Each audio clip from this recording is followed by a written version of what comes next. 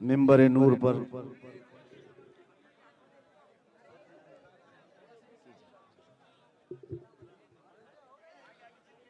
जलवाबार सादात व मशाइख उलमाए ज़वील एहतराम हाज़रीन अहले सुन्नत व जमात, अस्सलामु अलैकुम व रहमतुल्लाहि व बरकातुहू। अल्हम्दुलिल्लाह अल्हम्दुलिल्लाहिल हन्नानिल मन्नान अल्लज़ी खलक़ल इंसान व अल्लमहुल बयान वस्सलातु वस्सलामु अला रसूलिही सय्यिदिल इंसि वल जान व अला आलिही व अस्हाबिही ज़विल खैरि वल इहसान, अम्मा बअद। फ़अऊज़ु बिल्लाहि मिनश शैतानिर रजीम, बिस्मिल्लाहिर रहमानिर रहीम। फ़ला तख़शौहुम वख़शौनी वलिउतिम्म निअमती अलैकुम वलअल्लकुम तहतदून। सदक़ल्लाहु मौलाना अज़ीम। बारगाह रिसालत में आप सल्लल्लाहु तआला अलैहि वसल्लम में एक बार दुरूद पाक का हदिया पेश करें। अल्लाहुम्मा सल्लि अला सय्यिदिना मुहम्मदिन मअदनिल जूदि वल करम व आलिही व अस्हाबिहिल किराम व इब्निहिल करीम व बारिक व सल्लिम सलातन दाइमतन सरमदन अबदा। या रसूल अल्लाह, या हबीब अल्लाह, तेरे इश्क की बदौलत मुझे जिंदगी मिली है। तेरे इश्क की बदौलत मुझे जिंदगी मिली है। मेरी बात बन गई है तेरी बात करते करते। है जो जिंदगानी बाकी ये इरादा कर लिया है।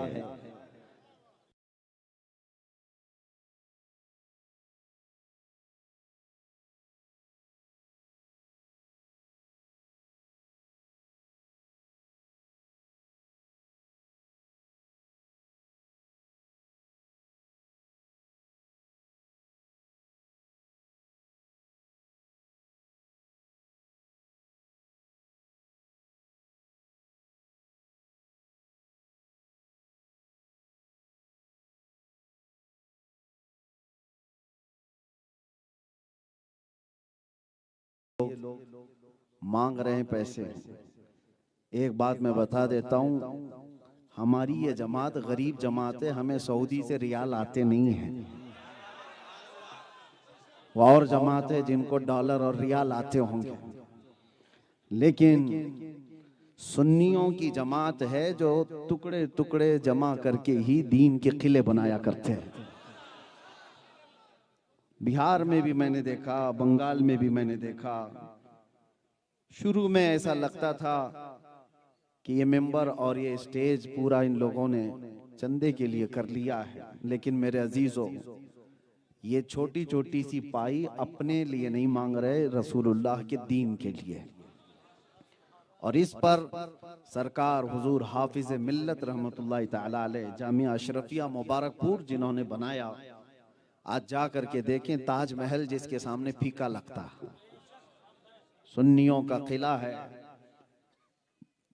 अल जामियातुल अशरफिया मुबारकपुर बनाने से कबल सरकार हाफिज मिल्लत रहमतुल्लाह तआला अलैह रोजाना कुछ तलबा को लेकर मुबारकपुर निकल जाते थे रात को, और नात शरीफ पढ़ते हुए तलबा जाते थे और लोग अपने घरों से ला लाकर झोली में चवन्नी और अठन्नी डालते थे।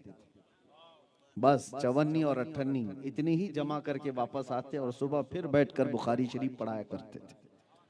उन्होंने चवन्नी और अठन्नी भी जमा किए, तब जाकर के वो एक अजीम किला बना है। ये उलमा जिस वक्त दीन के लिए मांग रहे हों, तो आप उनके मांगने पर भी ऐब ना समझें और आपके यहाँ पर देने पर भी ऐब ना समझें। अल्लाह तबारक व तआला अपने पेट के लिए मांगने से हमेशा महफूज रखे। और दूसरी बात, काफी देर से मैं देख रहा हूं कि हर बार का मजमा बढ़ता ही जा रहा है। ये जुन्नेर में हमारी तीसरी आमद है, 2022, 2024 और 2026। 2024 में 24 तो बुरा होता ही है, और हमारे लिए भी 2024 की 3 फरवरी थी जो आपके इलाके में आए थे। और चौथी को उठा कर लेके चले भी गए थे। यही आखिरी जलसा था, जुन्नेर का आखिरी जलसा था। ये रऊफ भाई आए, इस जलसे के बाद ही मुझे उठा करके लेकर गए। तो मैं इनसे फिर से पूछा, वापस फिर से कराना चाहते हो? फिर उसी इलाके में। लेकिन एक बार बंदा जब रिहर्सल से गुजर जाता है तो हर खौफ निकल जाता है। जो डर और जो खौफ दुनिया को दिखाया जाता है और अल्लाह ताला अपने बंदों को उसके करीब से गुजार कर वो डर निकाल देता है। आपको पता है, कभी हम सोचते थे कि चलो, अभी जैसे मौलाना कह रहे थे कि हम अक्सर अपनी तकरीर में एक शेर कहते हैं और वो थोड़ा सा शेर वो भूल भी गए थे।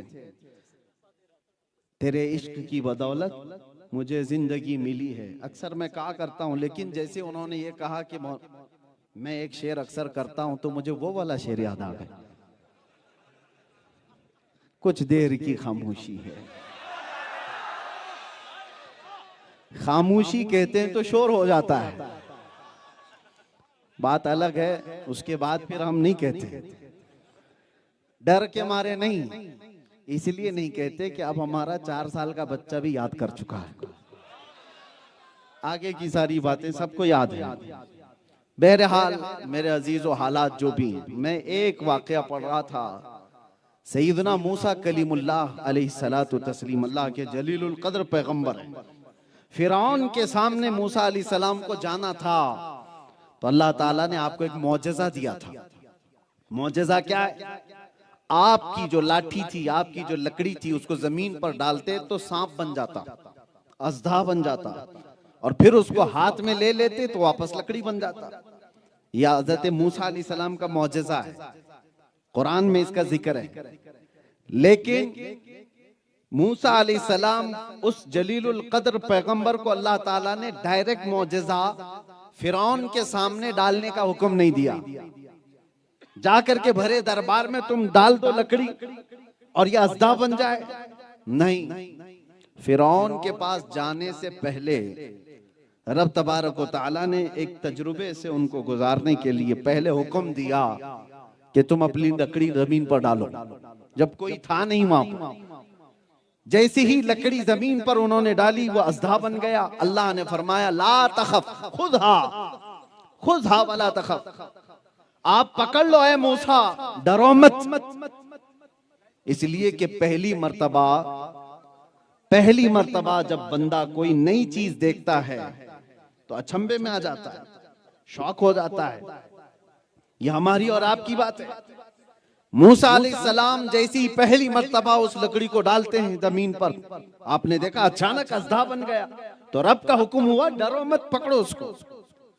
मूसा अलैहिस्सलाम ने पकड़ लिया तो फिर देखा लकड़ी बन गई। तो एक रिहर्सल था, नबी को जब किसी के सामने, जालिम के सामने जाने से पहले भी अल्लाह तबारक व तआला तरबियत दे रहा है, यानी उस रिहर्सल से गुजारा जा रहा है।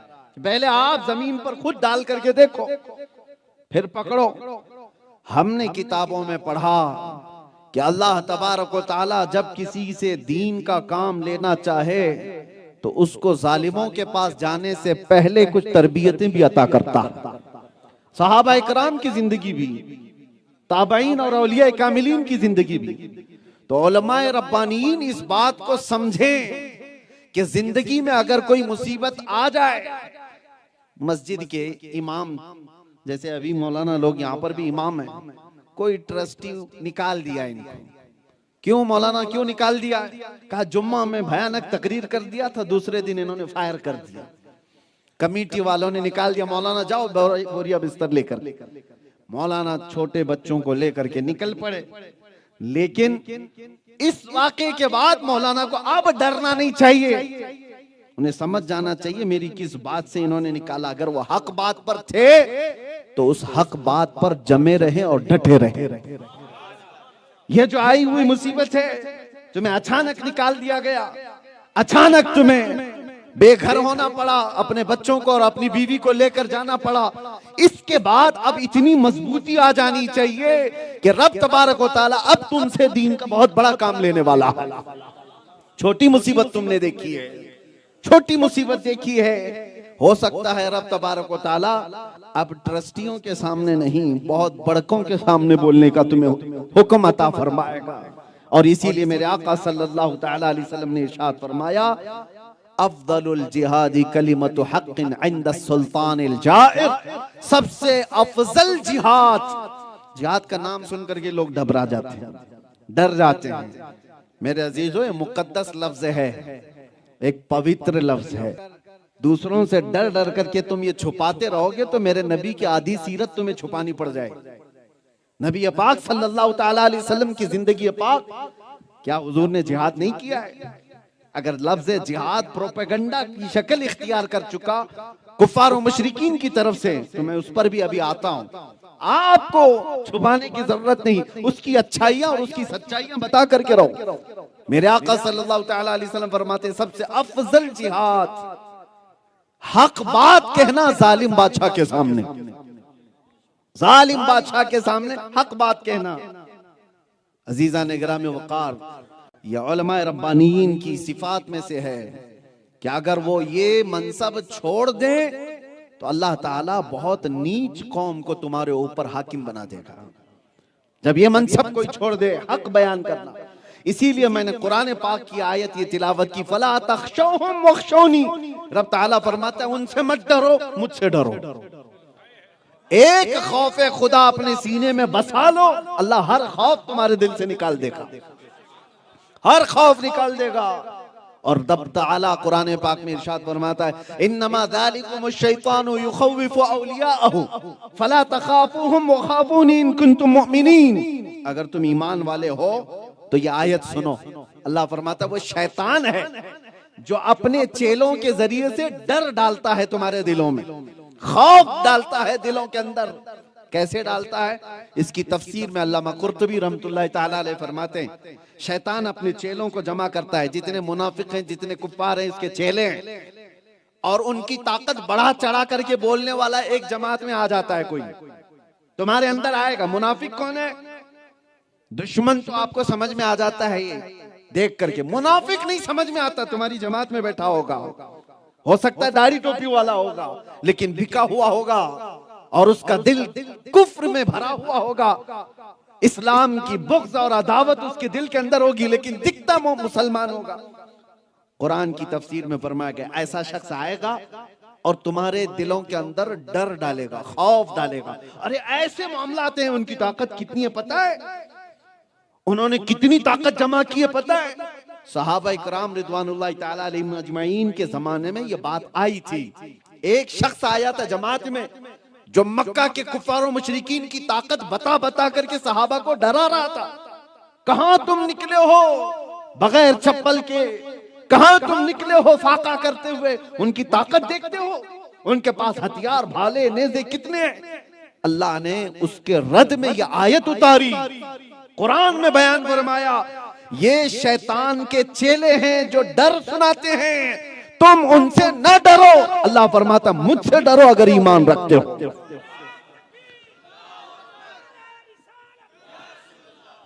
हर दौर में मेरे अजीजों, हर जमाने में मुसलमान की शान है कि वो सिर्फ अल्लाह से डरता है, अल्लाह का खौफ रखता है, दुनिया का खौफ नहीं, जालिमों का खौफ नहीं। और तभी तुम्हारी जिंदगी में तुम जी सकोगे, वरना चापलूस बन करके कितने लोग जी रहे हैं। बहुत हैं जिनको चाटुगिरी करने की आदत है, कभी इधर की, कभी उधर की, कभी उसका उठाया, कभी इसका उठाया, और बाद में जिंदगी ऐसी हो जाती है, धोबी का कुत्ता, न घर का न घाट का, इधर का भी नहीं रहा, उधर का भी नहीं रहा। हाँ, मुस्तफा करीम के दामन से वाबस्ता रहा, मुसीबतों से टकराता रहा, अगरचे मौत भी आए, करोड़ों कंधे उसके जनाजे के लिए बेकरार हो जाते हैं। अल्लाह दुनिया में ये शान देता है। आप ईमान वाले हो तो रसूलुल्लाह के दामन से वाबस्ता रहो, हुजूर पाक सल्लल्लाहु ताला अलैहि वसल्लम के कदमों को छोड़कर कोई कामयाबी नहीं है। आज लोग बैठ करके मीटिंगें कर रहे हैं, कुछ ऐसे इत्तेहाद की बातें, कुछ ऐसे मसलहतों की बातें, कुछ ऐसी हिकमतों की बातें आपको मैं बताऊं। आज से तकरीबन 100 साल पहले 1926 और 27 की बात कर रहा हूं, एक खुतबा मैंने पढ़ा, हुज्जतुल इस्लाम अल्लामा हामिद रजा खान रहमतुल्लाहि तआला अलैह का, आला हजरत के बड़े शहजादे, 1926 या 1927 में दिया हुआ उनका एक खुतबा है। हैरत हुई पढ़ करके उस पूरे उस तकरीर में आपने जो बयान किया, ऐसे बयान कर रहे हैं वो कि हालात बता रहे हैं कि मुसलमानों हालात इस तरह के हैं, लोग फलां जगह पर तुम्हारी गत्थम होकर के एक जत्थे के साथ होकर मार डालते हैं, तुम्हारी मॉब लिंचिंग होती है, फलां होते हैं फलां होते हैं, इतने सारे हालात, खुफिया प्लानिंग होती है, मारने की धमकियां होती हैं, इस्लाम को खत्म करने की बातें होती हैं, शान रिसालत में गुस्ताखियां होती हैं। ये सारा खुतबा 1926 का दिया हुआ मैं पढ़ रहा था तो ऐसा लग रहा है ये 2025 की बात चल रही है, आज की बात चल रही है। उस वक्त के हालात पर खुतबा दिया हुआ, आज के हालात भी सेम है। तो समझ में ये आया आज के ये हालात नए नहीं, 100 साल पहले भी ऐसे ही थे, 200 साल पहले भी ऐसे ही थे, 400 साल पहले भी ऐसे ही थे, अरे करबला के मैदान में भी ऐसे ही थे, बद्र के मैदान में भी ऐसे ही थे। हालात कभी इससे ज्यादा खराब नहीं हुए और ना इससे ज्यादा अच्छे हुए। हालात मोमिनीन के लिए इसी तरह के चलते रहे। हाँ, लोग आते जाते रहे, जमाने में इंसान बदलते रहे। आज आपको जो डरा रहा होगा, जो खौफ फैला रहा होगा, ताकत और कुव्वत ऐसी है जो मैं उठाकर डाल दिया जाएगा, खाक में जाए।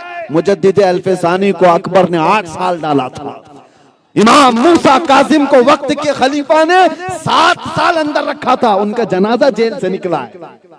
इमाम मोहम्मद बिन हसन अस्करी, ये अहले बैत के वो इमाम हैं जिनका नाम लेकर के आज हम खाते हैं। अहले बैत रसूलुल्लाह की वो आल हैं। इमाम मोहम्मद बिन हसन अस्करी 20 साल जेल में गुजार करके आए, बल्कि ऐसी रिवायतें हैं कि उन्होंने सूरज तक नहीं देखा, जितने साल जेल में काटते रहे। ये वो सारी तारीख है। तो आप क्या समझ रहे हैं ये नया है? नया कुछ नहीं है, सब दस्तूर के मुताबिक वैसा ही चला आ रहा है। और आगे का इंतजार भी मत करो, हालात बहुत अच्छे हो जाएंगे। अरे तुम्हें गाड़ी चलाना हो तो ट्रैफिक में ही गाड़ी चलाकर सीख सकते हो, इंतजार मत करो रोड खाली होगा गाड़ी चलाऊंगा सीखूंगा। जिस तरह से हालात हैं उन्हीं हालात में ईमान के साथ जी करके जाना होगा, इस्लाम पर अमल करके जाना होगा। तुम इंतजार किसका कर रहे हो? कोई जमीन से निकल करके हालात अचानक बदल देगा, आसमान से टपक जाएगा। अल्लाह ने कुरान में फरमाया, इन्नल्लाह ला युगय्यिरु मा बिकौमिन हत्ता युगय्यिरु मा बिअनफुसिहिम, बेशक अल्लाह ताला उस वक्त तक किसी कौम की हालत नहीं बदलता जब तक वो कौम खुद अपनी हालत बदलने का फिक्र नहीं करती। आप जब अपने आप को नहीं बदलोगे तो फिर ये आस लगाए बैठे हो। इसलिए मेरे अजीजों, आयत करीमा को समझ करके चलो, खौफ दिल से निकालो, डर दिल से निकालो, ईमान के साथ जियो। लेकिन एक बात याद रखना, मैं हमेशा एक बात कहता हूं, जोश जज्बा जितना भी है तुम्हारा, उसकी लिमिट होनी चाहिए, उसका दायरा होना चाहिए। ये नहीं कि तुम ताकतवर हो तो आतंक मचा दो, दूसरों के ऊपर दहशत फैलाओ, ये भी नहीं है। सबसे बेहतरीन ईमान वो है जब अल्लाह तुम्हें ताकत दे तो कमजोरों की इज्जत करे, कमजोरों की इज्जत करे। किसी जगह तुम मेजॉरिटी में हो तो दूसरों को परेशान करना ये इस्लाम की आदत नहीं है। जानते हो सुल्तान सलाहुद्दीन अय्यूबी जिस वक्त बैतुल मुकद्दस फतह किए हुए थे, आम ऐलान किया था, जबकि जब जब यहूदियों ने बैतुल मुकद्दस पर पहले हमले किए या ईसाइयों ने हमले किए, यहूदियों की और ईसाइयों की लड़ाइयां चलती रही हैं। पूरे फिलिस्तीन में खून की नदियां बहा दी थी उन्होंने। घोड़े दौड़ते थे तो घोड़े के टाप खून से भर जाते थे। हर वक्त जंगों में बैतुल मुकद्दस की कभी यहूदियों के कब्जे में रहा, कभी ईसाइयों के कब्जे में। तारीख है, आप पढ़ करके देखना। और जब जिस कौम के पास आया मगलूब कौम को उसने मार करके कत्ल करके, आपको पता है एक बादशाह ने 12,000 बच्चों को कत्ल कर दिया। लेकिन जिस दिन सलाहुद्दीन अय्यूबी आए, जोहर की पहली अजान हुई थी, आम ऐलान किया था जो फिलिस्तीन में यहूदी और ईसाई हैं वो खिराज के साथ रहना चाहे तो उन्हें अमान दिया जाएगा, और जो जाना चाहे, जो लेकर जाना चाहे लेकर के भी जा सकता है। ये हमारी लिखी हुई तारीख नहीं, अंग्रेजों ने तारीख लिखी है। अंग्रेजों ने तारीख लिखी है। पहला जर्नैल हमने देखा था इस्लाम का जिसने मगलूब कौम को खुले दिल से माफ कर दिया था, जिन्होंने उनके खिलाफ कई सालों तक जंगें लड़ी। इस हिंदुस्तान की बात मैं आपको बताऊं, मोहम्मद बिन कासिम 19 साल का जवान आया था और परचम इस्लाम लहराया था। ताकत और गलबा जब उसको हासिल हुआ था तो मोहम्मद बिन कासिम ने यहाँ के मौजूद किसी एक भी शख्स को या किसी भी गरीब को सताया हो तो हमें तारीख ला करके बताएं। एक पंडित हैं इलाहाबाद के, उन्होंने तारीख लिखी है, कहा मोहम्मद बिन कासिम जैसा जर्नैल हिंदुस्तान में हमने आया हुआ देखा ही नहीं, जिसने अमन का पैगाम फैलाया था। ये वो लोग हैं जो खालिस अल्लाह के लिए जीते थे और लोगों से नहीं डरते थे, ताकत और कुव्वत से नहीं डरते थे। आपसे मैं ये बात कह रहा हूं, दो चीजें, एक डर किसी से न हो। सरकार हाफिज मिल्लत रहमतुल्लाह ताला अलैह का एक कौल मेरे वालिद गिरामी रहमतुल्लाह ताला अलैह सुनाया करते थे, दो चीजों पर जिंदगी भर अमल करना, किसी जालिम से डरना नहीं, किसी कमजोर पे जुल्म करना नहीं। किसी बड़े से डरना नहीं, कभी मत डरो, लेकिन अपने छोटे से छोटे पर कभी जुल्म करना नहीं। ये बात याद रखो, अगर तुमने अपने से कमतर पर जुल्म किया तो तुमसे बड़ा जालिम अल्लाह तुम्हारे सर पर बिठाएगा। दोनों चीजों को बैलेंस करके चलो। हम डरते किसी से नहीं है, खौफ नहीं रखते, लेकिन साथ में ये भी कहो किसी कमजोर पर हम जुल्म नहीं करते। कभी हमारे मुआशरे में ऐसा ना हो जैसे कुत्ते आज झुंड में आकर किसी को पकड़कर मॉब लिंचिंग करते हैं और फिर उसको नारे लगाने के लिए कहते हैं हमारे खुदा के नारे लगाओ, हमारे देवी देवताओं को पुकारो। ये दीन इस्लाम का माहौल नहीं है। ला इकराह फिद्दीन, दीन में कोई जबरदस्ती नहीं। कहीं पर हमने तलवार उठाकर किसी को इस्लाम लाने पर मजबूर नहीं किया है। ये दोनों का बैलेंस रख करके हमें चलना है। पहली बात पर मैं चलता हूं, दो चीजें मैंने बताया, किसी जालिम से खौफ करना नहीं, किसी कमजोर पर जुल्म करना नहीं। दो चीजें, कुरान की आयत ये है, अल्लाह ताला फरमाता है फला तख्शौहुम वख्शौनी, उनसे डरो मत, मुझसे डरो। उनसे मत डरो, मुझसे डरो। मैं सोचता हूं कि हालात ऐसे आते हैं ना, खौफे खुदा के बाद सिर्फ तुम बात करोगे, अभी मैं सिर्फ अल्लाह से डरता हूं और रसूलुल्लाह से मोहब्बत करता हूं, ये कहने में आसान है। अभी जुमले सब लोग हाथ उठा उठा करके कहेंगे, नारे लगा लगा करके कहेंगे, लेकिन मेरे आका सल्लल्लाहु अलैहि वसल्लम ने फरमाया जिस दिन तुम ये बात कहोगे, जिस दिन तुम ये बात कहोगे, उसके फौरन बाद मुसीबतें ऐसे आती हैं जैसे पहाड़ से पानी उतरता है। इतनी तेज मुसीबतें आएंगी तुम्हें आजमाने के लिए। बाकी हलवा पराठा खा करके आराम करना है तो कुछ मत बोलो, इसकी भी हाँ उसकी भी हाँ, जिंदगी वैसी जीते रहोगे, गुजारते रहो। हक बात कहना हो तो मुसीबतों का सामना करने के लिए तैयार रहो। मेरे आका सल्लल्लाहु ताला अलैहि वसल्लम ने एक सहाबी से कहा था, सहाबी ने आकर कहा वल्लाही इन्नी ला उहिब्बका या रसूल अल्लाह, कसम खुदा की है अल्लाह के नबी मैं आपसे बहुत मोहब्बत करता हूँ। हुजूर ने फरमाया उन्जुर माज़ा तक़ूल, सोच ले क्या बोल रहा है। उन्होंने 3 बार यही जुमला कहा, तब मेरे आका ने फरमाया अगर तू अपनी बात में सच्चा है तो इंतजार कर, मुसीबतें ऐसे आएंगी जैसे सैलाब आता है, सैलाब आता है।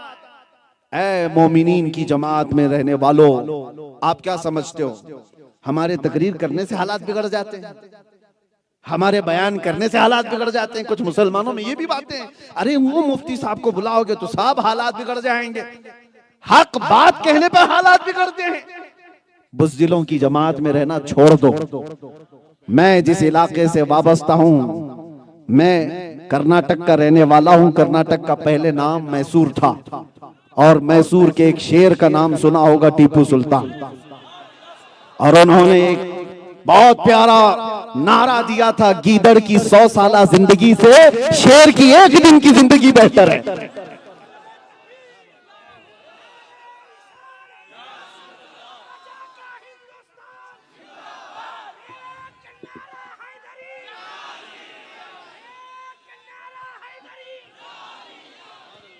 सरकार मुफ्ती आजम हिंद रहमतुल्लाह ताला अलैह जिस वक्त बरेली शरीफ में मौजूद, उस वक्त इंदिरा का कहर चल रहा था, डिक्टेटरशिप, इमरजेंसी नाफिज हो गई थी। हो सकता है हमारी इन बातों को सुन करके कांग्रेसी लोग नाराज हो जाए, फर्क नहीं पड़ता, वैसे भी डूब रही है। आपको एक बात बताऊं, इमरजेंसी के दौर में कानून लाया गया था पॉपुलेशन कंट्रोल करने के लिए। कैसे कंट्रोल करेंगे कि नसबंदी को कंपलसरी कर दिया जाए, एक बच्चा हो जाए, 2 बच्चा हो जाए तो नसबंदी करा ले। औरतें तो करती हैं, मर्दों की भी कर दे।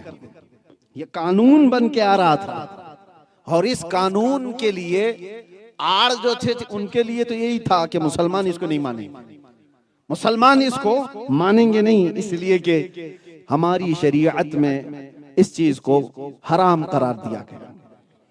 अल्लाह तबारक व तआला तुम्हें अगर औलाद दे रहा है तो कुरान में 3 जगह रब तआला ने फरमाया, तुम उनके रिज्क की फिक्र मत करो, नहनु नरज़ुकुकुम व इय्याहुम, हम तुम्हें भी रिज्क दे रहे हैं और उनको भी देने वाले। बच्चे का रिज्क अल्लाह ताला दे रहा है। तो नसबंदी का, हाँ, बचने के, कम बच्चे करने के तरीके मौजूद हैं, इस्लाम ने बताए, हदीस में मौजूद है। आप अपने आप को रोक सकते हो, लेकिन ये नहीं कि बंद कराना, उसके तरीके अलग है। बच्चे कम रखने की ऐसा नहीं है कि आपको ये आज जो फैलाया जा रहा है, इनके 14-14 बच्चे होते हैं, 4-4 बीवियां होती हैं। अरे वैसा हो गया होता तो फिर तुम कहां बैठे होते? ऐसा कहां है? लेकिन बात यह है कि प्रोपेगेंडा फैलाया गया। मैं आपसे कह रहा हूं, सरकार मुफ्ती आजम हिंद के जमाने में जब ये बात आई तो इंदिरा का कहर भी था, इमरजेंसी भी थी, ऐसे कि जो हुक्म दिया जाए, बूढ़े हजरात या बड़ी उम्र वाले जानते हैं उस दौर को, डर डर करके सारे जी रहे थे। मुसलमानों की बात थी तो उन्होंने सोचा कि मुसलमानों को समझाने के लिए मौलाना लोग ही सही हैं, और मौलाना लोग बोलेंगे तो सही हो जाएंगे। तो सबसे पहले वो लोग जिस दरबार में गए थे वहां से फतवा लेकर के आए, देवबंद से, तो वहां से तो मिल ही जाएगा, इसलिए कि जो तारीख बता रही है। अब वो मिल भी गया, ऐलान भी हुआ, लेकिन असर किसी पर होता नहीं, इसलिए कि हिंदुस्तानी मुसलमानों पर राज है तो आला हजरत का, बरेली का, यहां पर हासिल करना बड़ा मुश्किल है। तो फिर यहां कारिंदे भेजे गए, सरकार मुफ्ती आजम हिंद जिस वक्त जलवा बार हो, मेरे अजीज हो, अल्लाह अकबर, सरकार मुफ्ती आजम हिंद की महफिलें ऐसी हैं कि बगैर टोपी कोई मजलिस में बैठता तो आप उसकी तरफ नहीं देखते थे कि शनाख्त अपनी खो जा रहे हो तुम। जो किसी की परवाह ना करते वो हुकूमत की कहां करते। जब ये बात आई तो मुफ्ती आजम हिंद ने अपनी तरफ से फतवा लिखा कि दूसरी जगह से ये ऐलान हो रहा होगा, कहीं और से तुमने फतवे लिए होंगे, शरीयत मुस्तफा सल्लल्लाहु ताला अलैहि वसल्लम का हुक्म ये है, नसबंदी हराम है तो हराम, और ये ऐलान हो गया। इसका मतलब ये नहीं है कि ये बोलने के बाद पूरा डंका बज गया और सब खत्म हो गया। तारीख पढ़ो, जिस प्रेस से ये फतवा छपा था, हुकूमत वक्त के कारिंदों ने वो पूरा प्रेस जला दिया था। जितने लोग ये पोस्टर दीवारों पे लगा रहे थे, सबको पकड़ पकड़ करके अंदर किया था, लेकिन मुफ्ती आजम हिंद तक हाथ नहीं पहुंचा। लेकिन जितने लोगों ने शरीयत हक्का की इस बात को फैलाने की कोशिश की, सबको पकड़ करके मारा गया, दबाया गया। प्रेस को, अखबार को कहीं ये छापने की इजाजत नहीं थी। उस इमरजेंसी के दौर में सरकार मुफ्ती आजम हिंद से लोगों ने कहा, बड़ी मुसीबतें हुजूर, बड़ी मुसीबतें हैं, क्या क्या होगा। तो आपने सिर्फ इतना कहा था, फतवा नहीं बदलेगा, तख्त बदल जाएगा। और लोगों ने देखा तारीख में फिर जो डिक्टेटर यहां बने हुए थे, अचानक अल्लाह तबारक व तआला का कहर ऐसा आया कि तख्त ही उलट गया।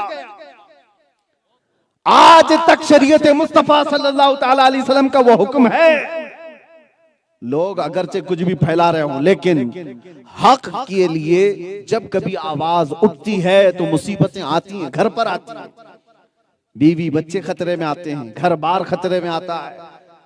लोग ये समझ करके चले, अगर हुजूर से मोहब्बत है तो मेरे अजीजों खाली हमारे ही बीवी बच्चे नहीं हैं। लोग हमसे ये कहते हैं कि छोटे बच्चे हैं, उनका भी ख्याल करो, घर कौन देखेगा, आपके चले जाने के बाद क्या होगा। मेरे अजीजों, हम नहीं शादी किए हुए, हमारे ही बच्चे नहीं है, वो सहाबा के भी थे जो बद्र में रसूलुल्लाह के साथ जा रहे थे, जो ओहद में रसूलुल्लाह के साथ जा रहे थे। क्या उनकी औलाद नहीं थी, उनकी जायदादें नहीं थी, उनके रिश्तेदार नहीं थे? सब थे।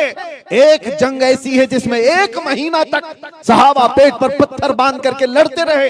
जंगे खंदक का मौका मैं बता रहा हूं। वापस वो जंग खत्म हुई, 5 किलोमीटर दूर है सिर्फ मदीने से, 5 किलोमीटर है। सहाबा वापस आ रहे थे रसूलुल्लाह के साथ, थके हारे, जख्मों में चूर। बीच रास्ते में जिब्राइल अमीन आए और अर्ज किया, या रसूल अल्लाह सल्लल्लाहु तआला अलैहि वसल्लम, अल्लाह का हुक्म है यहीं से आप बनु नुज़ैर की जंग पर जाएं। बनु नुज़ैर एक कबीला था जिसने बगावत की, धोखा दिया था मदीने वालों को, और हुजूर पाक सल्लल्लाहु तआला अलैहि वसल्लम के मुकाबिल में कुफ्फार और मुशरिकीन की मदद करके मदीने को तबाह करने के मंसूबे बनाए थे। उनके खिलाफ जंग के लिए हुजूर को हुक्म हुआ, लेकिन ये 1 महीने से थके हुए, जख्मों से चूर, कहां से उनके खून बह रहा था। बीच रास्ते में खड़े हैं सहाबा और जिब्राइल अमीन आए। रसूलुल्लाह सल्लल्लाहु अलैहि वसल्लम ने जिब्राइल से ये कहा, मैं अपने सहाबा से पूछ तो लूं कि ये बड़े थके हुए, महीना भर से खंदक भी खोदा है, जंग भी लड़ी है, ये अभी मदीने गए नहीं हैं, बीवी बच्चे घरों में हैं, रिश्तेदार घरों में हैं। जिब्राइल ने कहा, आप पूछ लें अपने सहाबा से। रसूल करीम सल्लल्लाहु तआला अलैहि वसल्लम ने सारे सहाबा को मुखातब करके कहा, ऐ मेरे सहाबा, जिब्राइल का हुक्म, जिब्राइल की तरफ से पैगाम आया, अल्लाह का हुक्म है कि यहीं से हम बनु नुज़ैर के मुकाबिल में जाएं। वो सहाबा जो थके हुए थे, उन्होंने हुजूर को सुना, उनके बीवी बच्चे थे, ये कह सकते हम मरहम पट्टी करके आ जाएंगे, बीवी बच्चों से बात करके आ जाएंगे, घर में राशन पानी पहुंचा करके आ जाएंगे, घर के हालात देख करके आएंगे। किसी एक सहाबी ने नहीं कहा हम घर जाकर मुलाकात करके आए, राशन पानी दे करके आए और मरहम पट्टी करके आए। जैसे ही हुजूर ने पूछा, क्या ख्याल है तुम्हारा है मेरे सहाबा, सारे सहाबा एक जुबान होकर कहते हैं, आका देर किस बात की, चले यहीं से चलते हैं। ये सहाबा का ईमान था। लोग आज छुपने के लिए मसलहत के दरवाजे ढूंढते हैं। बहुत सारी बातें हैं मेरे अजीजों। सरकार सैयदना इमाम हुसैन का तज़किरा हर साल करने वाले लोग बुज़दिल कैसे हो सकते हैं? इमाम हुसैन को क्या ताना दोगे कि उन्होंने अपने बच्चों को ला करके मैदान में शहीद करवा दिया? वो दीन का मसला था, मेरे आका की शरीयत की बका थी, और हर जमाने में जरूरत पेश आती रहेगी। ज्यादा से ज्यादा क्या होगा, इस रूए जमीन पर मौत आ सकती है, उसके आगे कुछ नहीं है। और आशिक रसूल मौत से कभी डरता नहीं है, इसलिए कि मौत उसके लिए हादसा है जिसको जलना है, जलना है, जलना है, जलना है, और मौत उसके लिए हादसा नहीं जिसका यह अकीदा हो इधर आंख बंद होगी उधर दीदारे मुस्तफा होगा। उसके लिए हादसा नहीं है, ये तोहफा है, ये तोहफा है। इसीलिए तो आशिकों की जमात ने कहा था, मर करके जब कब्र में जाएंगे और मुनकर नकीर उठाकर पूछ रहे होंगे, बता तेरा रब कौन है, तेरा दीन क्या है, हुजूर को दिखाकर पूछेंगे इनके बारे में क्या कहता था। आशिक सादिक ये कहता है, ये सवालात तो सब छोड़ो, अब तो पाए नाज से आए फरिश्तों क्यों उठूं, अरे मर के पहुंचा हूं यहां इस दिलरुबा के वास्ते, मर के पहुंचा हूं यहां इस दिलरुबा के वास्ते। हुजूर को देखने के लिए मुझे मरना पड़ा है, मैं कब्र में आया हूं तो नबी को देखने के लिए। अजीजा ने गिरामी वक़ार, फिर खौफ किस बात का, डर किस बात का? इसीलिए हमारे बुजुर्ग ये कहा करते थे, सुन्नियों के जनाजे सज धज करके जाते हैं। हमने पूछा कि इनको नया कपड़ा सफेद इत्र में, इनको खुशबुओं में मुअत्तर, सुर में भी लगाया, फूलों से सजाए, ऐसा लगता है दूल्हा बनकर जा रहा है, इसकी कौन सी शादी, मर गया है। लेकिन बुजुर्गों ने कहा नहीं, इसको सजा सवार कर इसलिए भेजा जा रहा है कि आज अपने नबी से मुलाकात के लिए जा रहा है शबे गोर भी उसी गुल से मुलाकात की रात। मौत का खौफ नहीं, डर हर चीज का निकालो। हाँ, रब तबारक व तआला इरशाद फरमाता है, वलनबलुवन्नकुम बिशैइन मिनल खौफ, हम थोड़ा सा डर दे करके तुम्हें आजमाते हैं। हाँ, दुनिया में कुछ चीजों का डर आता है, ऐसा नहीं है कि बिल्कुल नहीं आएगा, लेकिन रब ताला फरमाता है वो डर भी हमारी तरफ से दिया हुआ है। थोड़ा सा डर हम देते हैं और उसके बाद तुम कुल उसी को ना समझ बैठो। जैसे कुछ कौमें इसलिए गुमराह हुई कि उन्होंने सूरज का कहर देखा तो सूरज को खुदा समझ बैठे कि ये कभी भी आग फेंकता है। आसमान का जलाल देखा, कभी पत्थर बरस गए या कुछ भी हो गया तो आसमान को खुदा समझ बैठे, उनकी इबादतें करने लगे। समंदर की तुग़यानी देखी तो उसकी इबादत करने लग गए, ये बहुत ताकतवर है। वो डर था, उसके बाद इम्तिहान था। डर दे करके रब तबारक व तआला इम्तिहान लेता है। फिरौन का जुल्म देखा लोगों ने, इतना पावरफुल है तो उसकी इबादत करने लग गए। हर जमाने में आज भी होंगे कुछ ऐसी कौमें जिनको अल्लाह ने ताकत और कुव्वत दिया है, पावर दिया है, कुर्सी दिया है, वो पैसा भी उनके पास, कुर्सी भी उनके पास, फिर उसके बाद जुल्म का एक नया खेल रचा जाता है। इस वक्त इम्तिहान होता है। इस जुल्म को देखकर, इनकी ताकत को देखकर कहीं खुदा मत समझ लेना, खुदा मत समझ लेना, इबादत करने पर ना लग जाना। अल्लाह फरमाता है हम तुम्हें डर दे करके आजमाते हैं। कितने वो हैं इस दुनियावी डर के बाद भी अल्लाह की इबादत में लगे रहते हैं, और कितने वो हैं जो इनके तलवे चाटने लग जाते हैं। आज तुम्हारा इम्तिहान होगा, तुम्हारा इम्तिहान होगा। एक चीज पर बाकी रहो, दुनिया ये हमेशा के लिए नहीं है। किसी की कुर्सी हमेशा के लिए नहीं है, किसी की नहीं है। यहाँ बैठे हुए जितने भी हैं ताकत के नशे में नाचते रहे, लेकिन पता नहीं है। आपने तारीख देखी होगी, इससे पहले के कितने बादशाह हैं उनके नाम किसी को याद भी नहीं।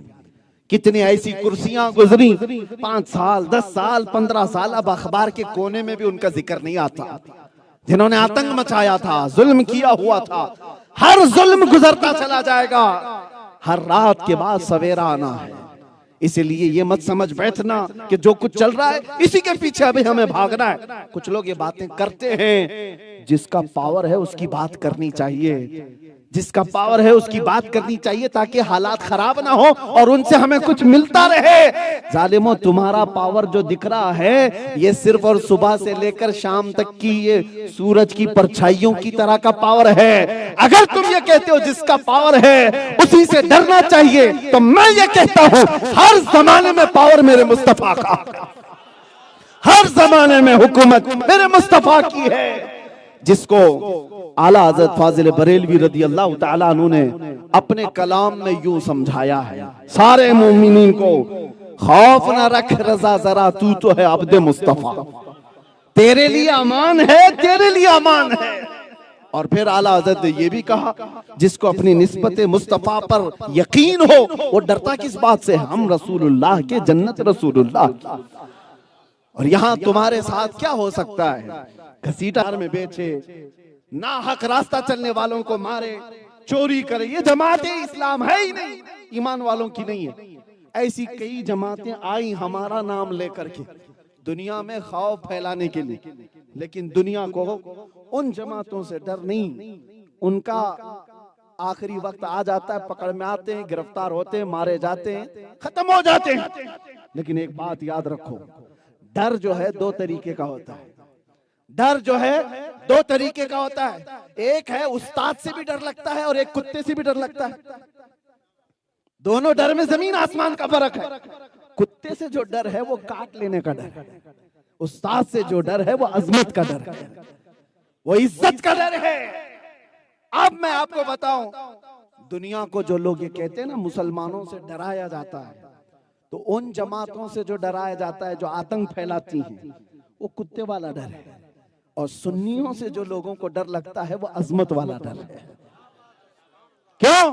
इसलिए कि सुन्नियों के पास खुफिया प्लानिंग नहीं है, सीक्रेट मीटिंगें नहीं है। अरे हम तो बिखरे हुए लोग हैं, यहाँ तो जमा नहीं होते, मस्जिद के चार सदर हो जाते हैं और सब लड़ते रहते हैं।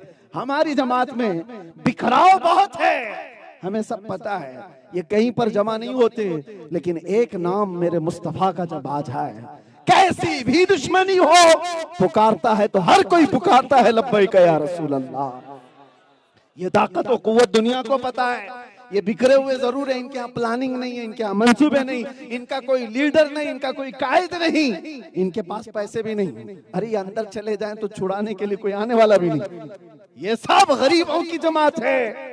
लेकिन खौफ तुम्हारा जो दिलों में है वो अजमत वाला है, इसलिए कि उनको पता है बिखरे हुए जरूर हैं, लेकिन दिल में ऐसी मोहब्बत रखते हैं कि पुकारेंगे तो मदीने तक आवाज जा सकती है, पुकारेंगे तो मदीने तक आवाज जा सकती है। ये डर है। इसी को इकबाल ने 100 साल पहले कहा था, अंग्रेजों की जुबानी। अंग्रेज क्या कहते थे सुन्नियों को देखकर? ये फाका कश मौत से डरता नहीं जरा, रूहे मोहम्मदी इसके बदन से निकाल दो, इसके बगैर कुछ नहीं होगा। अंग्रेजों ने कहा था रूहे मोहम्मदी इसके बदन से निकालो। ये पावरफुल चीज है। मुस्तफा की मोहब्बत इनके साथ जो है वो बहुत मजबूत है, और जिसके पास इतनी मजबूत दौलत है वो दुनिया की किसी ताकत से कभी डरता नहीं, खौफ नहीं करता। इतनी बात अभी मौलाना कह रहे थे, मेरी फजीलत में बयान न करें, लेकिन मैं अपने तजुर्बात बताता हूँ। तजुर्बात मेरे अजीज हो, जब कोई बंदा तनहा हो जाता है, 200-250 लोग उसको पकड़ करके चल रहे हो, और अंधेरी कोठरी में ऐसे अंदर कर दिया जाए कि सुबह भी ना मालूम हो, दोपहर भी नहीं, शाम भी नहीं, अंदाजा ही नहीं कि सूरज निकला कि डूबा। ऐसे हालात में कौन होता है? हमें पता है। मैं यहाँ से चीखूंगा, पुकारूंगा तो मेरी माँ भी नहीं सुनेगी, मेरी बीवी भी नहीं, मेरे बेटे भी नहीं, मेरे भाई बहन भी नहीं सुनेंगे, अजीज तरीन लोग भी नहीं सुनेंगे, और अगर वो बाहर रो रहे होंगे उनकी आवाज भी मुझे नहीं सुनाई दे। हमने अंधेरी कोठरियों में देखा एक जात है, एक जात है जिसके मुतालिक सुन्नियों का ये अकीदा है, हम यहाँ से पुकारे वो वहां से सुने। दूर और नजदीक के सुनने वाले वो कौन? काने लाले करामत पे लाखों सलाम, हम यहाँ से पुकारे वो वहां से सुने। मुस्तफा की समाअत पे लाखों सलाम। फिर जब ये बात यकीन कर जाती थी तो सारा डर निकल जाता था। अब आओ 200 क्या तो 1000 कुत्ते भी आ जाए, डर किसी बात का नहीं। जब ये यकीन हो जाता है सारी दुनिया तुम्हारी तरफ, मदीने वाला मेरी तरफ।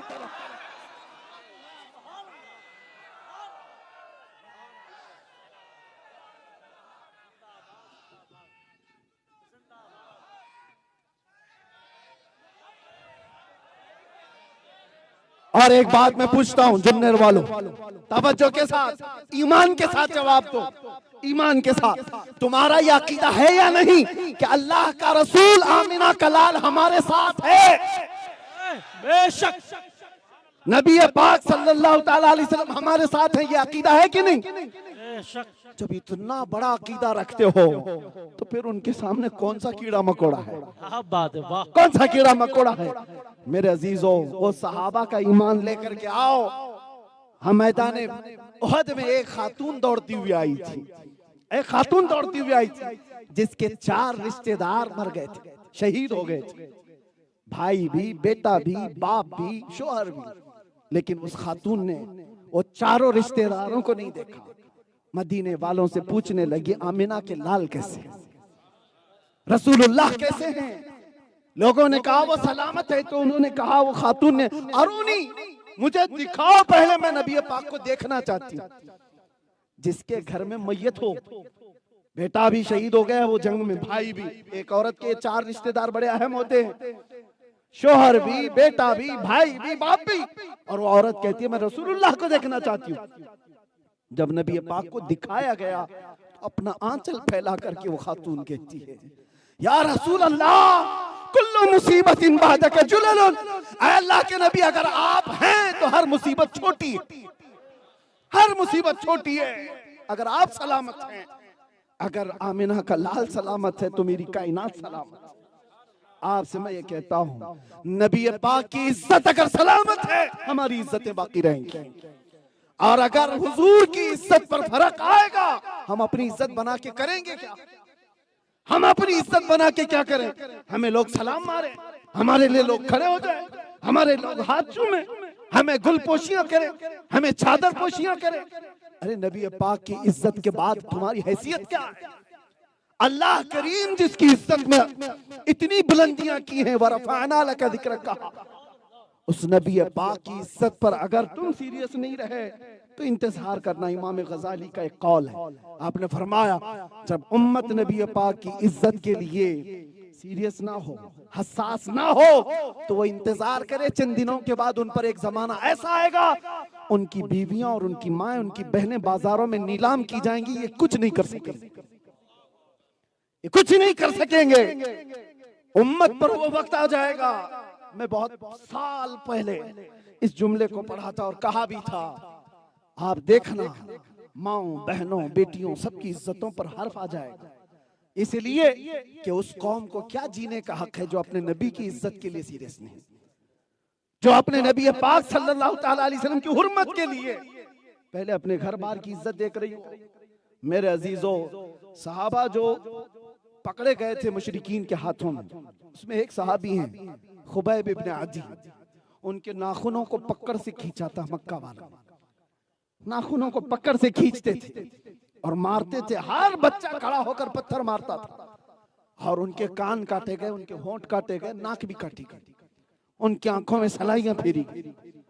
इतना सब बर्दाश्त करने के बाद दुनिया तो ये कहती है कितनी जिल्लत की बात है, इसको कैसे जलील किया जा रहा है। लेकिन उस सहाबी ने कभी ये नहीं महसूस किया, दिल में ये ख्याल भी नहीं लाया कि मेरी कोई जिल्लत हो रही है। उसी हालत में रहे। लोगों ने सिर्फ इतना कहा था, तुम्हारी जगह अगर मोहम्मद होते तो क्या ये अच्छा होता।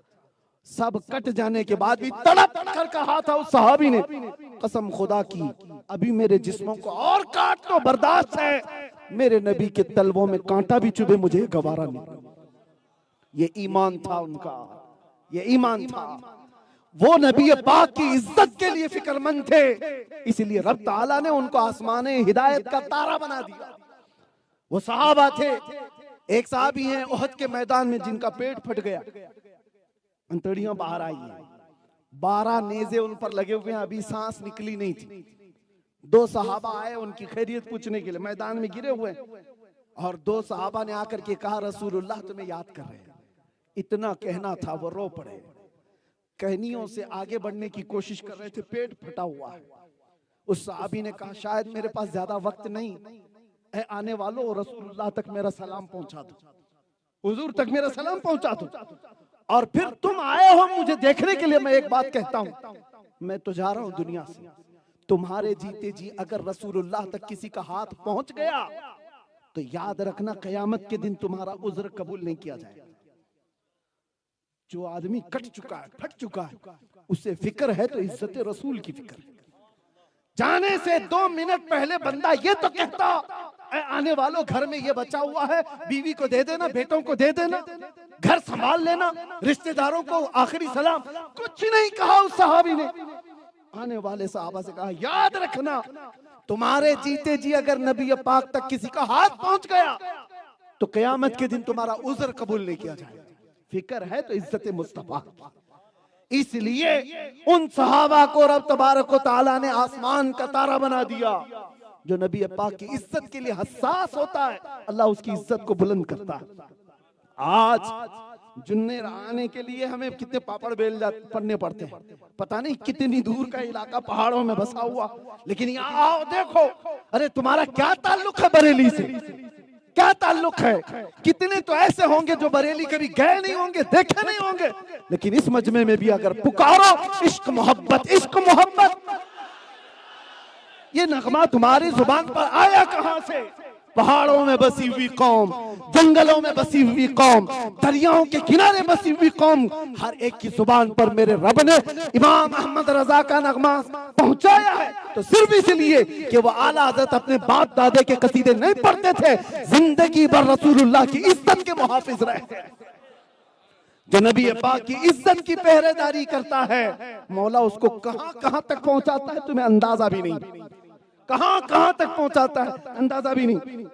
बात रसूलुल्लाह की इज्जत की हो और खौफ किसी से ना हो, अल्लाह ताला उसके कलाम को भी जिंदा रखता है, उसके नाम को भी जिंदा रखता है। कुर्सियां कितनी आई और चली गई, मेरे अजीजों कुछ नाम बाकी रह गए। आज 800 सदियों से, 800 सालों से गरीब नवाज की हुकूमत चल रही है कि नहीं चल रही? हर आने वाला बच्चा गरीब नवाज की हुकूमत को अपने दिलों पर महसूस करता है। क्यों? वो जालिमों से दब करके रहने वाले लोगों में से नहीं थे। अरे उनका क्या नहीं किया गया? हाँ, उनको दरख्त के नीचे बैठने नहीं दिया जाता, पानी बंद कर दिया गया और उठ करके जाने पर मजबूर कर दिया गया। ताकतवर लोग थे, जादूगर लोग थे, बादशाहों की फौज थी, सब जेर हो गए। इसलिए कि कुरान की आयत पर गरीब नवाज ने अमल किया था, फला तख्शौहुम वख्शौनी, उनसे मत डरो, मुझसे डरो। आपको पता है शादी देव एक बहुत बड़ा पंडित था, और उस जमाने में शादी देव, उससे पहले उसका नाम दूसरा था, रामदेव। ये वाला नहीं है, बहुत पहले की बात कर रहा हूं। सरकार गरीब नवाज, एक अंक वाले की बात नहीं कर रहा, सरकार गरीब नवाज के दौर में उस वक्त मौजूद सारे लोगों ने बड़े साहब के पास जाकर के कहा कि ये फकीर आया है, दुर्वेश आया है, और पूरे अजमेर का माहौल ऐसा हो गया वैसा हो गया। उसके पास 500 लोग ऐसे थे जो तरबियत में थे। सबको बुलाया और कहा मैं एक मंत्र दूंगा और वो मंत्र पढ़ोगे तो वो सारी ताकत भस्म हो जाएगी। वो जो आया है दुर्वेश, वो दुर्वेश जो आया है, जो फकीर आया, उसकी ताकत और कुव्वत भस्म हो जाएगी। 500 लोगों को लेकर के आया, और ये बात सरकार गरीब नवाज के खादिम ने आकर के कहा कि हुजूर, उस वक्त आप अना सागर के करीब खीमे में इबादत में मसरूफ। खादिम ने आकर के कहा बहुत बड़ी फौज आ गई है, और वो मारने तोड़ने की बात नहीं कर रहे हैं। उन्होंने पैगाम ये पहुंचाया है कि तुम्हारे पीर साहब को, तुम्हारे बुजुर्ग को, तुम्हारे फकीर को कहो कि जिस वक्त हमारे साहब आएंगे 500 लोगों को लेकर, आकर के सिर्फ सामना कर ले, सिर्फ सामना कर ले, क्योंकि उनको यकीन था जादू का दौर दौरा था उस जमाने, शहर का दौर दौरा था। तो गरीब नवाज ने कहा कोई बात नहीं, आने दो। जब आए तो सरकार गरीब नवाज की खुदाम जो है वो डरे हुए थे कि हुजूर पता नहीं कौन सी मार पड़ जाए, कौन से शहर। अभी तो देखो ये मुसलमानों का कैसा अकीदा हो गया, छोटी छोटी बातों पर किसी ने कराया होगा, किसी ने कराया होगा, सारी दुनिया तुमको कराने पे पड़ी हुई है। हर जादू वाला तुम्हारे पीछे पड़ा हुआ है, बेनमाजी घरों में बैठे हुए और जादू से डरे हुए। जितने आमाल तुम्हारे बुरे हैं उतने तो जादू असर भी नहीं करेगा, उससे जादू का उससे ज्यादा क्या डेंजर असर होगा। अरे तौबा करो, अपने अमाल से बाज आओ। हर जादू क्या असर करे। वो गरीब नवाज का जमाना देखो, जादूगरों की बड़ी जमात आई है, तब भी डर नहीं, खौफ नहीं। मुझे रब का खौफ है, अल्लाह का डर है। अपने खुदाम के डर को देख करके कहा कुछ नहीं करना। कहा हुजूर वो तो मंत्र पढ़ रहे हैं जादू के, हम क्या करें? कहा तुम ला इलाहा इल्लल्लाह पढ़ो, बस इतना पढ़ो। कहा ठीक है। उस झोपड़ी से, उस खीमे से आने का वक्त है, और उधर बड़े पुजारी ने सारे अपने चेलों को लेकर मैदान में जमा किया, और उसके बाद बुलाया, बुलाओ तुम्हारे दुर्वेश को। वो सारे खड़े थे, सुनिए तवज्जो, सारे खड़े थे, और बड़े साहब ने मंत्र पढ़ने का हुक्म दे दिया, सारे मंत्र शुरू कर दो। अभी मंत्र शुरू नहीं हुए थे, गरीब नवाज अपने खीमे से बाहर आए। अल्लाहू अकबर, चेहरे में जमाले मुस्तफा, पेशानी से निकलने वाला वो नूर जिसे देखकर हर कोई आंखें झपकाना भूल जाए। वो जैसे ही अपने खीमे से आए, तो साहब ने कहा अपने चेलों को मंत्र पढ़ना शुरू कर दो, तो सारे मैदान में खड़े पढ़ना शुरू कर दिए, मगर उसका मंत्र नहीं, हर एक की जुबान पर ला इलाहा इल्लल्लाह, ला इलाहा इल्लल्लाह, नारे रिसालत, ख्वाजा का हिंदुस्तान, ख्वाजा का हिंदुस्तान, खलीफा हुजूर ताजुश शरिया फैजान हुजूर सरकार रब्बानी।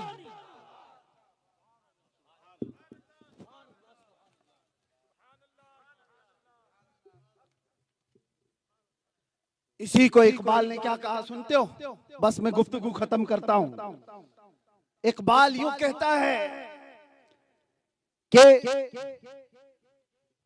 कुफ्र दम तोड़ देगा टूटी हुई शमशीर के साथ, कुफ्र दम तोड़ देगा टूटी हुई शमशीर के साथ, घर तो निकल आ जाए एक बार नारे तकबीर के साथ।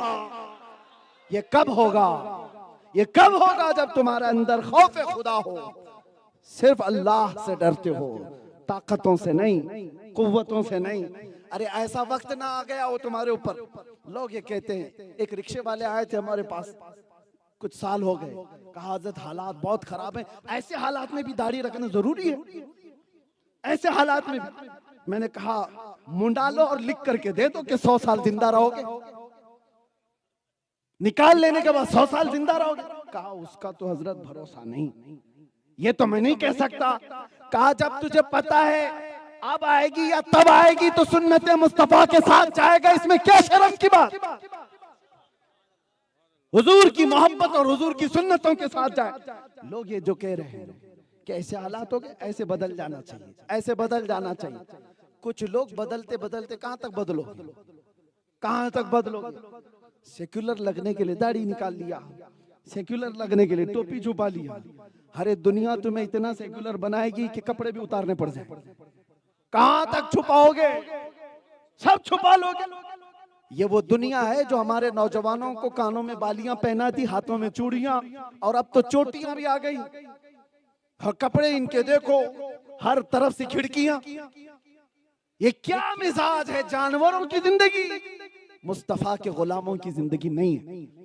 नबी पाक के चाहने वालों की जिंदगी ये नहीं है। हुजूर के गुलामों की जिंदगी ऐसी थी कि वो किसी गली से गुजरते थे तो लोग उसकी खुशबू पहचान कर मदीने की तारीफ करते थे।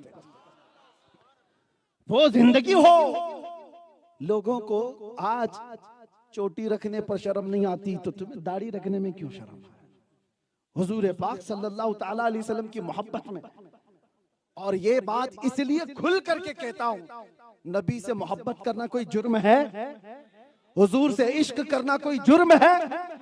इसीलिए तो बुलंद आवाज से मैंने कहा था आई लव सय्यदुना मोहम्मद। जुर्म नहीं है ये, कानून के दायरे में रह करके बात कर रहे हैं। लेकिन आपके अमाल पर मुझे बड़ा अफसोस होता है। किसी और की क्या जरूरत है तुम्हें गुमराह करने की? एक बड़े ऑफिसर है हमारे मिलने वाले, लेकिन नाम के जाहिर इजहार के बाद बगैर मैं आपसे कहता हूं, उन्होंने कहा मुफ्ती साहब आप इतने जज्बाती क्यों हैं अपनी कौम को लेकर के? क्यों इतने जज्बाती हैं? मैंने कहा इनके हालात देख करके डर लगता है, इसलिए बोलते हैं डर लगता है। उन्होंने कहा एक बात मैं अपने तजुर्बे से बताऊं, आपकी पूरी कम्युनिटी को कोई कुछ नहीं कर सकता, सिर्फ अगर ये टूटेगी तो आपके अपने लोगों से ही टूट सकती, बाकी कोई इनको कुछ नहीं कर सकता। बहुत अच्छी बात मेरे सामने कही थी। दुनिया वाले जितनी बातें कहें हम जानते हैं इनको कोई कुछ नहीं कर सकता।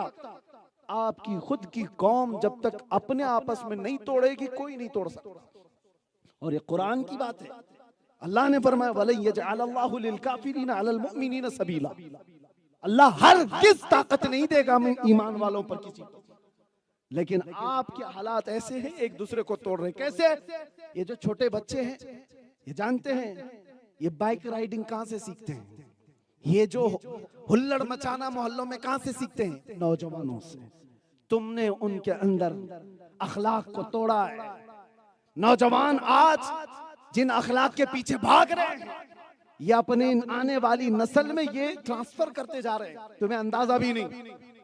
तुम अपने कपड़े फाड़ करके पहन रहे हो, और उसके बाद कहते हैं मेरी लाइफ है, मुझे एंजॉय करने दो। तुम्हें पता नहीं तुम्हारे पीछे एक नस्ल तुम्हें देख रही है, कितने बच्चे तुम्हें देखकर आइडियल समझते हैं और उसके बाद वही हरकत वो भी करना चाहते हैं। तुमने अखलाक को तोड़ दिया, मेरे मुस्तफा करीम सल्लल्लाहु अलैहि वसल्लम के अखलाक। हाँ, एक नौजवान वो होता है मेरे अजीजों, मैंने कुछ बच्चों को भी देखा है, मैं बहुत उनकी इज्जत करता हूँ।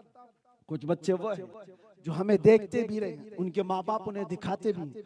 एक बच्चा मौलाना साहब लेकर के आए, छोटा सा है, 4 साल का है, और उससे पूछा कि बेटा बताओ क्या करना चाहते हो। वो मेरा नाम लेकर कहता है मैं सलमान अजहरी बनना चाहता हूँ। मैं अपनी तारीफ में नहीं कह रहा, अल्लाह ताला मुझसे 1000 दर्जे बेहतर बनाए, 1000 दर्जे बेहतर बनाए। लेकिन मेरे अजीजों, ये चीजें ट्रांसफर होती हैं, अखलाक बदले जाते हैं आने वाली नस्लों में। आज हम जिस तरह से बोलते हैं, मैं भी ये ऐलान करके जाता हूं।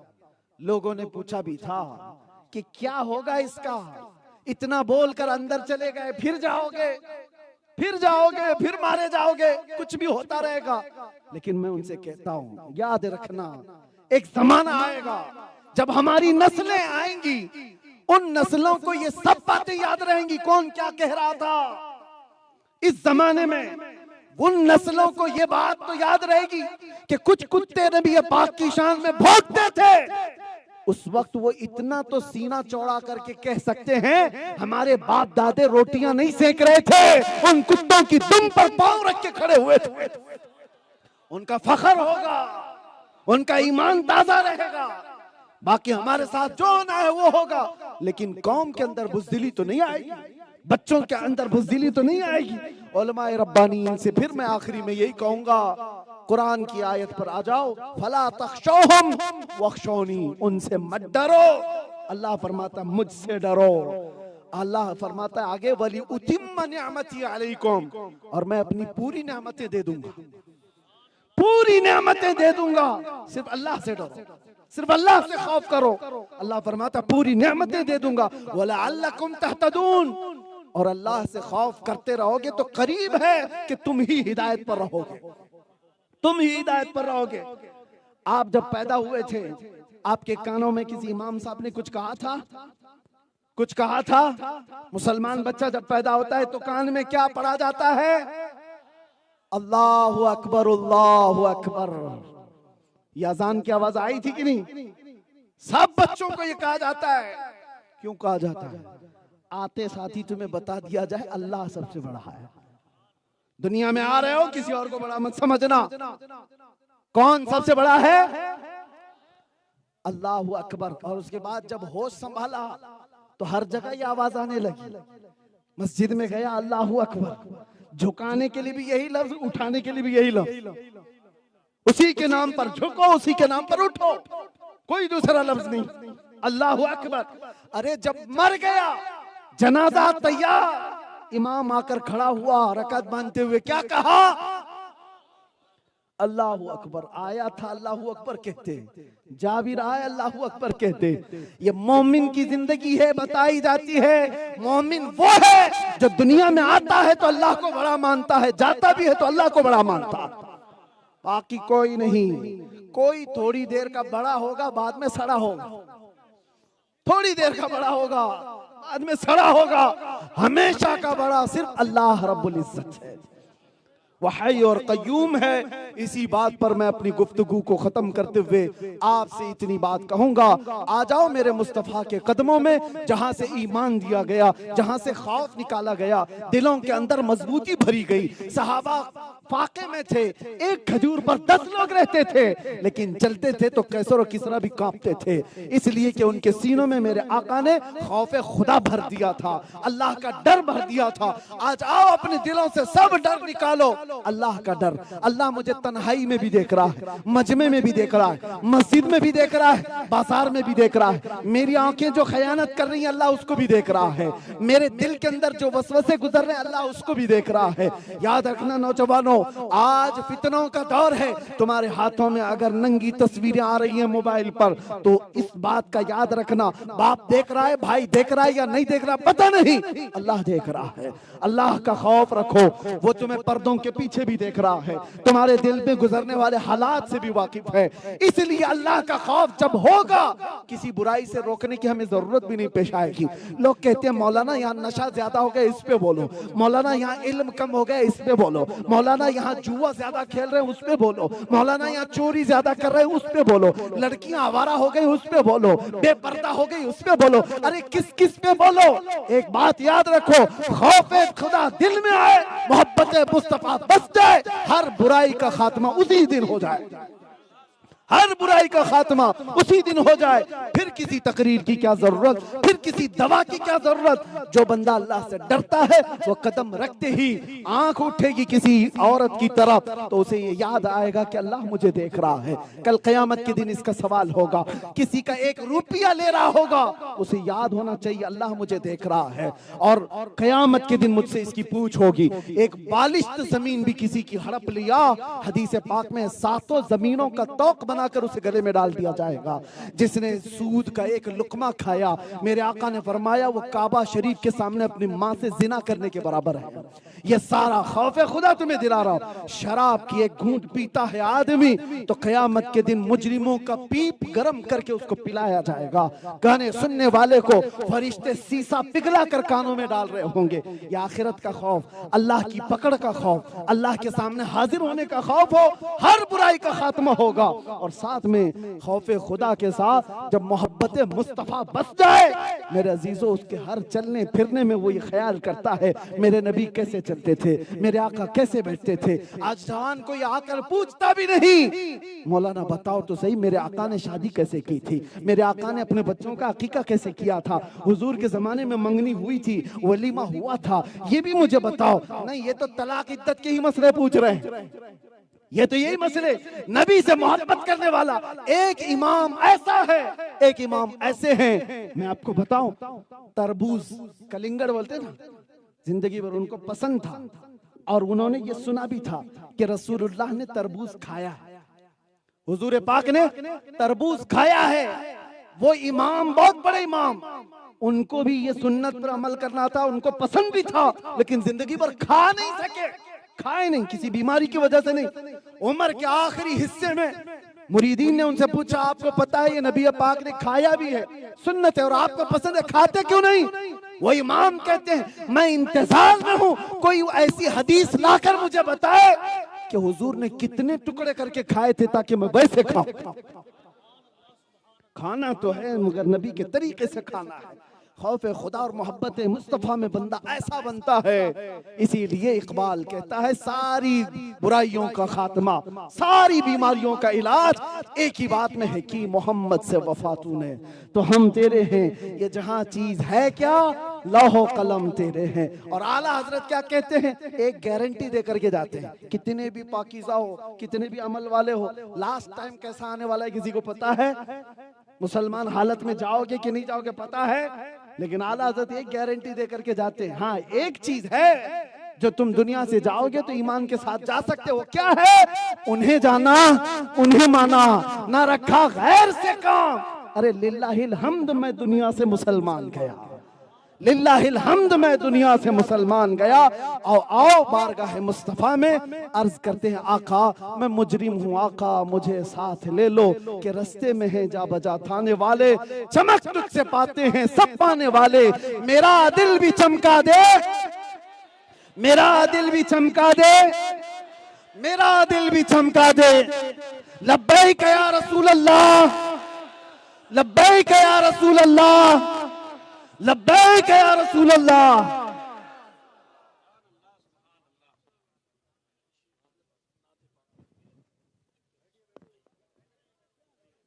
तशरीफ रखें। इमाम इश्क़ मोहब्बत फरमाते, लुत्फ उनका आम हो ही जाएगा, शाद हर नाकाम हो ही जाएगा, जान दे दो वादे दीदार पर, नक़द अपना दाम हो ही जाएगा।